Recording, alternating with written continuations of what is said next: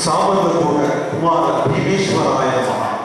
ఓం శ్రీ మహావిష్ణవే నమః. ప్రసజ్ఞ ప్రేక్షక లోకాయ నమః.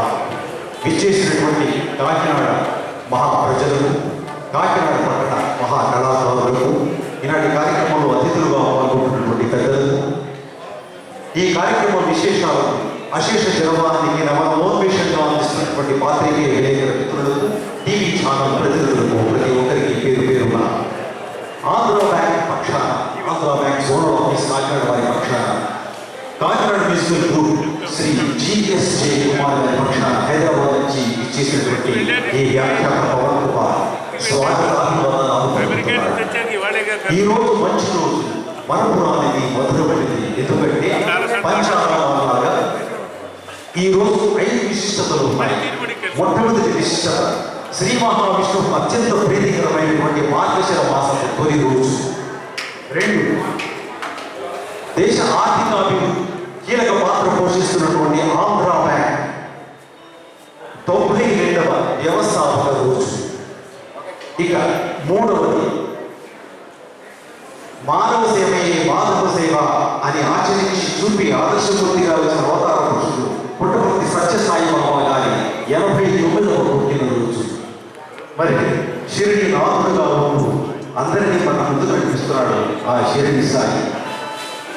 దేశ ఆర్థిక వ్యవస్థను తెలుగు జాతి కూడా భాగస్వామ్యం అవుతుందని ఆనాడు పట్టాభిగా వచ్చేసినటువంటి ఆలోచన ఫలితమే ఆంధ్ర బ్యాంక్. అటువంటి మహనీయుని, ఆ మహనీయుడి యొక్క మేధస్సుని స్ఫూర్తిగా తీసుకుంటూ ముందుకు సాగుతున్నారు Andhra bank zonal office Kakinada. ఈ మహత్తర కార్యక్రమాన్ని వ్యవస్థాపకంగా చేస్తున్నారు.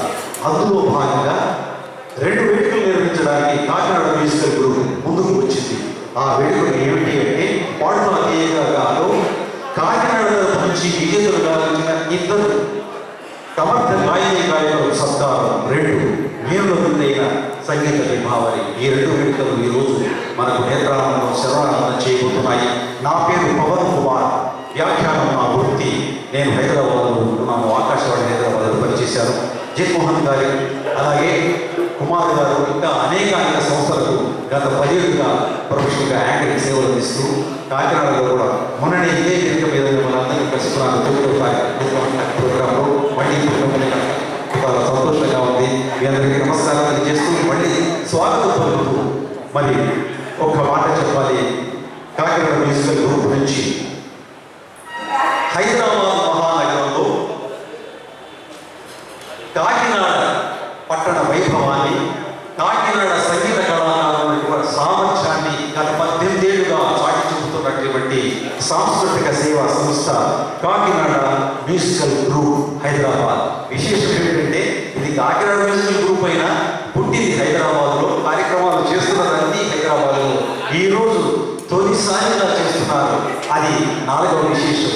ఇంకొక విశేషం ఏమిటి అంటే కాకినాడ మ్యూజికల్ గ్రూప్ 18వ వార్షిక రోజు కూడా ఈ రోజు. ఇలా మొత్తం 5 విశిష్టతలు ఉన్నటువంటి ఈ రోజు నిజంగా మరపురానికి మధురమైనదిగా నిలబోతోంది.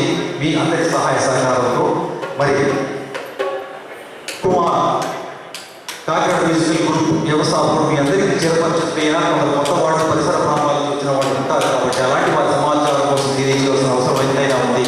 1973 సంవత్సరంలో బాండోడ్ పేరుగా తన సంగీత ప్రస్థానాన్ని ప్రారంభించి వేలాది కార్యక్రమాల్లో కళాకారులుగా పాల్గొని మంచి గుర్తింపు సాధించి 1996 సంవత్సరంలో కాకినాడ మ్యూజికల్ గ్రూప్ను స్టార్ట్ చేసి తన సొంత ఊరులను కొంతవరకు తీర్చుకునేటువంటి ప్రయత్నం చేశాడు శ్రీ కుమార్.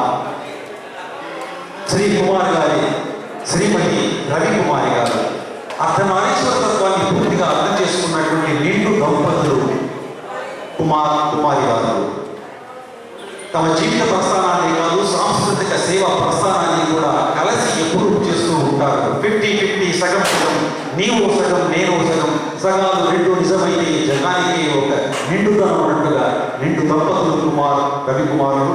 వారిద్దరూ ఈ కార్యక్రమాన్ని ఈరోజు మీ ముందు తెస్తున్నారు. ఒక్కసారి కుమార్ గారిని, రవికుమారి గారిని ఒక్కసారి వచ్చి ప్రేక్షకులు కలిసి వెళ్ళవలసిందిగా కోరుతున్నాను. కుమార్ గారు, రవికుమారి గారు ఒక్కసారి వచ్చి వెళ్ళండి. వారి తొలిసారిగా ఈ రోజు కాకినాడలో వారు ప్రోగ్రాం చేస్తారు.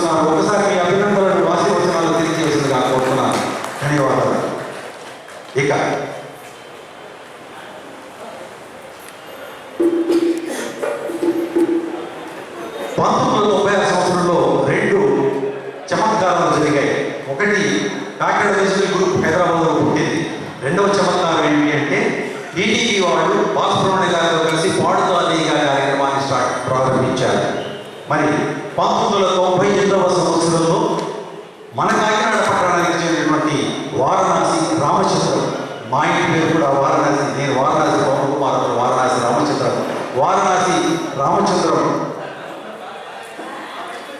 వారణాసి రామచంద్రం విజేతగా నిలిచాడు.